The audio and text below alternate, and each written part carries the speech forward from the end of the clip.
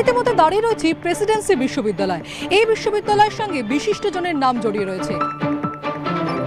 নেতাজি সুভাষচন্দ্র বসু থেকে শুরু করে স্বামী বিবেকানন্দ, নোবেল জয়ী অমর্ত্য সেন থেকে শুরু করে অভিজিৎ বিনায়ক বন্দ্যোপাধ্যায়, সত্যজিৎ রায়ও এই বিশ্ববিদ্যালয়ের ছাত্র ছিলেন। তাই এই বিশ্ববিদ্যালয়ের পড়ুয়াদের অবদান স্বর্ণাক্ষরে লেখা রয়েছে। সামনে যেহেতু বিধানসভা নির্বাচন এবং তাপমাত্রার পারদ যখন একদিকে ঊর্ধ্বমুখী, তখন ভোট নিয়ে যে পারদ তাও কিন্তু ঊর্ধ্বমুখী। ঠিক এই সিচুয়েশনে বা এই পরিস্থিতিতে সবথেকে বেশি যাদের সঙ্গে কথা বলা প্রয়োজন তারা হচ্ছে নয়া ভোটার, নতুন করে ভোট দিতে চলেছেন। ক্যাম্পাসের কম্পাস নিয়ে আপনাদের সঙ্গে আমি প্রীতি রয়েছি।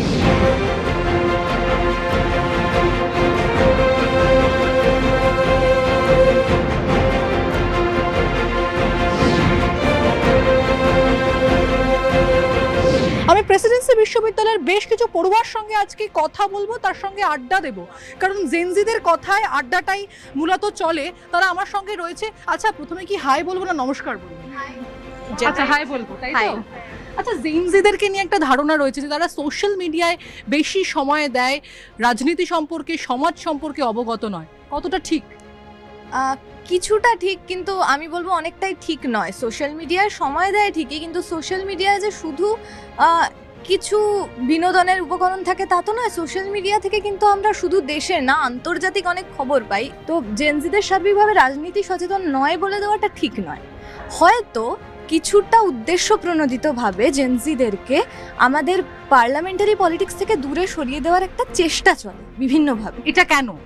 এটার কারণ হচ্ছে জেনজিরা রাজনীতি সচেতন হয়ে গেলে হয়তো আমাদের বর্তমান যারা ক্ষমতায় আছে তাদের অসুবিধা হয়েছে। কি মনে হয় এসআইআর পর্ব যেভাবে হয়েছে সেই ধরন বা সেই প্রক্রিয়াটা ঠিক, নাকি আরেকটু সময় দেওয়া উচিত ছিল? আমার ব্যক্তিগতভাবে মনে হয় আরেকটু সময় নিয়ে করাটা উচিত ছিল, কারণ আমরা দেখেছি যে খবরের চ্যানেল খুললে এরকম দেখা যাচ্ছে যে লোকজন বলছে যে আমাদের খুব সমস্যা হচ্ছে। ইনফ্যাক্ট যারা সিনিয়র সিটিজেন, যারা অসুস্থ, তাদেরকে পর্যন্ত ডাকা হয়েছে, অথচ তারা জানেন না যে তাদের মানে না গেলেও চলবে, যেখানে হচ্ছে এসআইআর সেখানে না গেলেও চলবে। আচ্ছা, তোমরা বিভিন্ন রঙের জামা পরে রয়েছো, কেউ লাল, কেউ হলুদ, কেউ গোলাপি, মনে কি রং চলছে? গেরুয়া, সবুজ, হলুদ, লাল, নীল যাই হোক যাক না কেন, এই প্রজন্মের কথা কেন্দ্রের সরকার, রাজ্য সরকার কতটা ভাবছে এটা একটা ব্যাপার। মানে ধরুন আমাদেরকে যদি জেনজির আন্ডারে ফেলেন তো আমরা মডার্ন, এরপরে যারা আসবে তারা আরও মডার্ন হবে। কিন্তু আজকে যদি আমাদের প্রজন্মের ভিতটা নাড়িয়ে দেওয়া হয়, আমাদের প্রজন্মের ব্যাকবোনটা যদি বকলমে ঘুরিয়ে ইনডিরেক্টলি ভেঙে দেওয়া হয়, তাহলে লাল, নীল, সবুজ করে আগামী প্রজন্ম কিভাবে বাঁচবে, এইটা একটা বড় প্রশ্ন। আমার তো মনে হয় এই যে সচেতনভাবেই এই যে ছাত্রীদেরকে রাজনীতি থেকে দূরে সরিয়ে রাখা হয়, ছাত্রছাত্রীদের রাজনীতি থেকে দূরে সরিয়ে রাখা হচ্ছে, ফলত তাদের মনে যে প্রশ্ন আসছে তাদের ওই ফেসবুকের কমেন্ট সেকশনে আটকে যাচ্ছে। কেউ বলছে যে লক্ষ্মীর ভান্ডার, কেউ বলছে অন্নপূর্ণার ভান্ডার। জীবনে কোনটা বেশি প্রয়োজন? সবচেয়ে বেশি প্রয়োজন তো শিক্ষা। আসলে শিক্ষা না থাকলে তো আদতে কিছুই নেই। আর আমাদেরকে এটাই বারবার দেখানো হচ্ছে যে শিক্ষা বাদ দিয়ে চারপাশের সমস্ত কিছু আমাদেরকে বারবার লক্ষ্য দিয়ে দেখতে বলা হচ্ছে। কেন্দ্রীয় সরকার যে শিক্ষা নীতি তৈরি করেছে এবং সেখানে গিয়ে কি কি সেই যে নীতি বা সেই যে নিয়ম, তার মধ্যে কি চেঞ্জেস চাইছো তোমরা কিছু? এবং একটা বেসিক জায়গা তো একটা তো আমরা সবসময় যেটা জানি যে একটা কেন্দ্রীয় বাজেটের নির্দিষ্ট অংশ শিক্ষা খাতে ব্যয় বরাদ্দ করা উচিত, আর জাতীয় আয়ের একটা নির্দিষ্ট % শিক্ষা খাতে ব্যয় বরাদ্দ করা উচিত। সেটা তো হচ্ছে বলে মনে হচ্ছে না। প্রত্যেকবারে বাজেট চলে যাচ্ছে, সিগারেটের দাম বাড়ছে, মদের দাম বাড়ছে, ওষুধের দাম বাড়ছে, কমছে, ইত্যাদি ইত্যাদি হচ্ছে, কিন্তু শিক্ষা খাতে ব্যয় বরাদ্দটা বাড়ছে কিনা সেটা তো কখনো অর্থমন্ত্রীর মুখ থেকে আমরা শুনতে পাচ্ছি না। আমাদের মতন দেশে ভাতা বেশ কিছু শ্রেণীর জন্য তো সত্যিই গুরুত্বপূর্ণ, যারা দিন আনি দিন খায় তাদের জন্য ভাতা, কিন্তু সেই ভাতা নিয়েও তো কটাক্ষের শিকার হতে হচ্ছে। হ্যাঁ, অবশ্যই যাদের প্রয়োজন তাদেরকে দেওয়া হোক, যাদের প্রয়োজন নেই, যার বাড়িতে সরকারি চাকরি করে তাদেরকেও ভাতা দেওয়া হচ্ছে। ভাতা দেওয়াকে সমর্থন করে?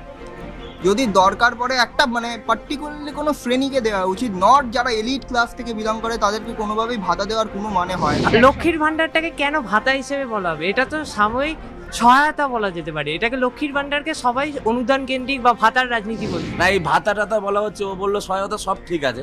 আমি চাই যে একটা প্রকল্প হোক, যে আমরা কর্মসংস্থান দেব, আমরা চাকরি দেব। এই যে ভোটের আগে ডবল চাকরি, প্রত্যেক বছর 2 কোটি চাকরি, এদিকে মোদি, এদিকে দিদি, সবাই তো বলে।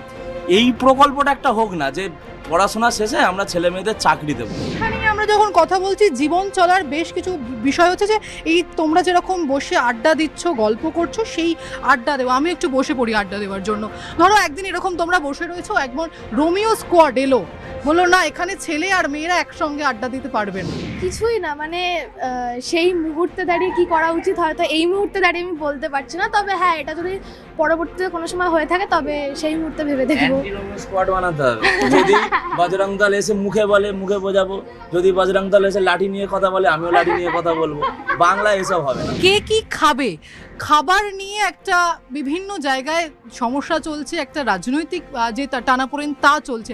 আমি তোমার থেকে জানতে চাইবো যে কে কি খাবে সেটা সত্যিই কি কেউ ঠিক করে দেবে? না, একদমই কেউ ঠিক করবে না, কারণ এটা মানুষের মৌলিক অধিকার। কে কি খাদ্য পরিহার করবে, কে কি বস্ত্র পরিহার করবে, কি কি খাদ্য গ্রহণ করবে, এটা মৌলিক অধিকার। কোনো রাজনৈতিক দলের অধিকার নেই, কারণ মানুষের মৌলিক অধিকারের হস্তক্ষেপ করা। কে চিকেন প্যাটিস খাবে না, কে চিকেন যে কেউ মোগলাই খাবে না, কে চিকেন প্যাটিস খাবে, এটা কোনো দল কেউ বলতে পারে না। বাঙালিকে কি মাছ খাওয়া বন্ধ করতে পারবে কেউ? একেবারেই না। বাঙালি মাছ মাংস ডিম ছাড়া থাকতে পারেনি, থাকতে পারবে না। এবং আমার ধারণা এই মাছ মাংস ডিম ইত্যাদি নিয়ে যারা ঝামেলা করতে আসবে, বাঙালি তাদেরকে বসিয়ে ভালো করে পাত পেরে মাছ মাংস খাওয়াবে। নতুন যে সরকার হতে চলেছে, সামনেই বিধানসভা নির্বাচন এবং 4 মের পর আমরা ফল পেয়ে যাব, নতুন সরকারের কাছে এক্সপেকটেশন কি থাকছে?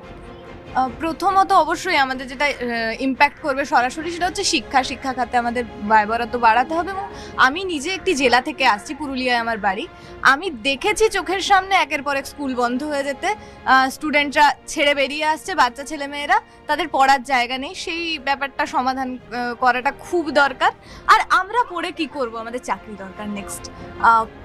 মানে আমাদের একটা কর্মসংস্থানের সিকিউরিটি দরকার।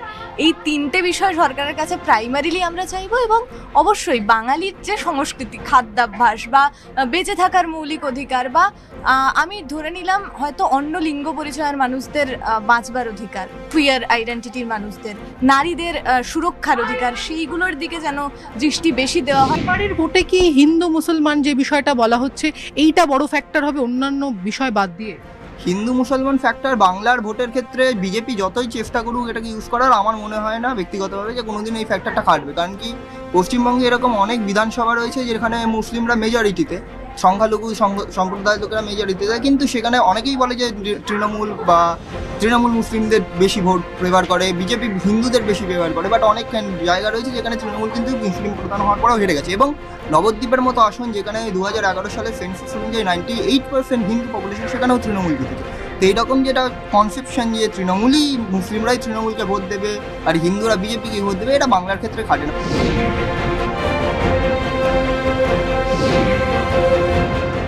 প্রেসিডেন্সি বিশ্ববিদ্যালয়ের জেন জি অর্থাৎ নয়া ভোটার বা পড়ুয়াদের সঙ্গে আমরা এতক্ষণ ধরে কথা বললাম এবং শুরুতেই আপনাদেরকে বলেছিলাম যে জেন জিরা কিন্তু অকপট, একেবারে নো ফিল্টার। তারা তাদের রাজনৈতিক যে মতামত, দর্শন সমস্তটাই আমাদের সামনে তুলে ধরলো এবং অন্যান্য বিশ্ববিদ্যালয় বা কলেজের পড়ুয়ারা কি ভাবছে তার জন্য ক্যাম্পাসের কম্পাস দেখতে হবে আপনাদেরকে।